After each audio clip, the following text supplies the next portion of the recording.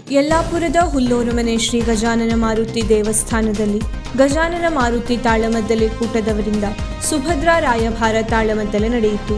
ಹಿಮ್ಮೇಳದಲ್ಲಿ ಭಾಗವತರಾಗಿ Gopal Ganiga ಹೇರಂಜಾಲು, Narayan Bhagwat ದೇವರಗದ್ದೆ, ನಾಗವೇಂದ್ರ Bhagwat shady ಜಡ್ಡಿ, ಮದ್ದಲೆ ವಾದಕರಾಗಿ Vishweshwar Hebbar ಹಾಲೇಪಾಲ, harmonium ವಾದನದಲ್ಲಿ ಆರ್ಜಿ ಭಟ್ ಬೆಳಸೂರು ಭಾಗವಹಿಸಿದ್ದರು.